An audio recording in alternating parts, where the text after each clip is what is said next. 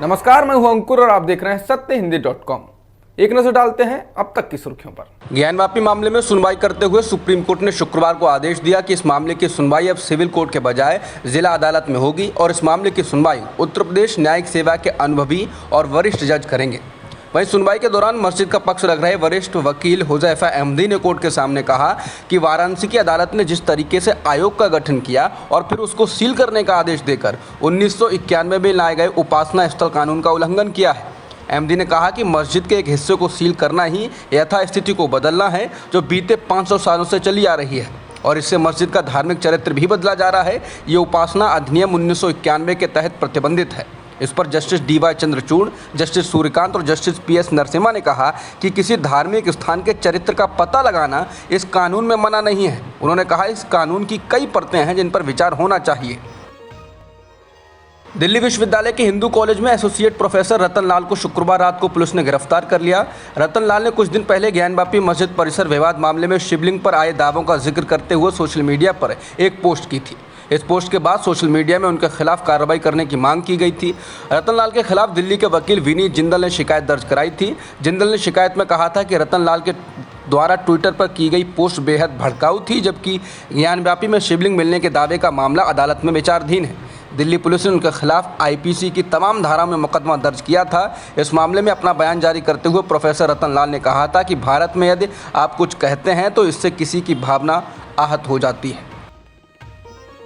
दिल्ली और एनसीआर के इलाके में सीएनजी की कीमत 2 रुपये प्रति किलो बढ़ गई है। दिल्ली में सीएनजी की कीमत अब 75 रुपये 61 पैसे प्रति किलो हो गई है, जबकि नोएडा, ग्रेटर नोएडा और गाजियाबाद में इसकी कीमत 78 रुपये 17 पैसे प्रति किलो हो चुकी है। गुड़गांव में ये 83 रुपये 94 पैसे प्रति किलो पर मिल रही है। नई कीमतें शनिवार से ही लागू हो गई हैं। इससे पहले 15 मई को सीएनजी में 2 रुपये प्रति किलो की बढ़ोतरी हुई थी। उस वक्त दिल्ली एनसीआर में ऑटो ड्राइवर्स ने इसे लेकर नाराजगी जताई थी और कहा था कि इसका सीधा असर उनकी जेब पर पड़ रहा है। ऑटो ड्राइवर्स का कहना था कि उनकी कमाई का एक बड़ा हिस्सा वाहन में ईंधन भराने में चला जाता है और किराया बढ़ाने पर लोग इसका विरोध करते हैं। ऐसे में उनके सामने मुश्किल खड़ी हो गई है। उत्तराखंड के एक सरकारी स्कूल में फिर से सवर्ण छात्रों द्वारा दलित भोजन माता के हाथों बना खाना खाने से इनकार किया जाने का मामला सामने आया। ये स्कूल उत्तराखंड के चंपावत ज़िले में है, जहां कुछ महीने पहले भी ये विवाद हो चुका है। ये स्कूल जौल नाम के गांव में है और उसका नाम स्वतंत्रता संग्राम सेनानी श्री रामचंद्र सरकारी इंटर कॉलेज है। स्कूल के प्रधानाचार्य प्रेम सिंह का कहना है कि स्कूल के 7 से 8 छात्रों ने एक बार फिर से भोजन माता सुनीता देवी के हाथों बना खाना खाने से इनकार कर दिया। वहीं इस मामले में चंपावत के जिलाधिकारी नरेंद्र सिंह भंडारी ने खाना खाने से इनकार करने वाले बच्चों के माता पिता के साथ बैठक की और उन्हें नियमों के मुताबिक चलने को कहा। बता दें, उत्तराखंड के सरकारी स्कूलों में भोजन माता मिड डे मील योजना के तहत स्कूल में बच्चों के लिए भोजन बनाने का काम करती हैं। सुनीता देवी को बीते साल दिसंबर में हुए विवाद के बाद नौकरी से हटा दिया गया था, लेकिन जिला प्रशासन ने उन्हें नौकरी पर बहाल किया था। हिंदुस्तान टाइम्स के अनुसार भारत में कोरोना के ओमिक्रॉन वेरिएंट के सब वेरिएंट का पहला केस हैदराबाद से मिल गया है। कोरोना का यह नया वेरिएंट अफ्रीका से आए एक व्यक्ति में पाया गया है। इस वेरिएंट के मिलने के बाद विशेषज्ञों का कहना है कि देश के अन्य हिस्सों में भी इस वेरिएंट के और भी केस मिल सकते हैं। भारत के पूर्व प्रधानमंत्री राजीव गांधी की 31वीं पुण्यतिथि पर मौजूदा पीएम नरेंद्र मोदी ने श्रद्धांजलि दी है।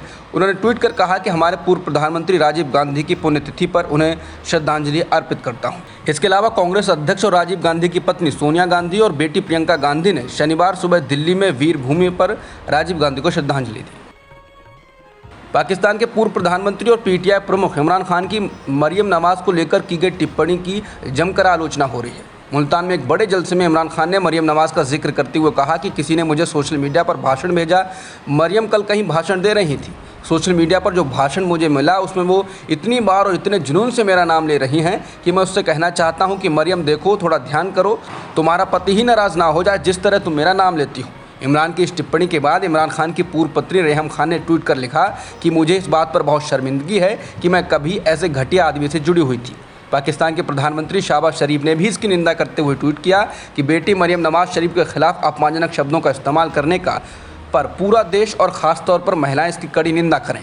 ऐसे शब्दों के इस्तेमाल से देश और जनता के खिलाफ आपके अपराध छिप नहीं सकते हैं। वहीं पूर्व राष्ट्रपति आसिफ अली जरदारी ने भी निंदा करते हुए कहा कि जिन इज्जतदारों के घरों में माएँ बहनें हों वो इस तरह की ज़बान नहीं इस्तेमाल करते। खुदा के लिए सियासत में इतने नीचे ना गिर जाएं। माएँ बहनें बेटियां सबकी साझी होती हैं। यही पैगाम बीबी शहीद छोड़कर गई थी। अब तक की खबरों में इतना ही। बाकी खबरों के लिए बने रहिए सत्यहिंदी.com के साथ।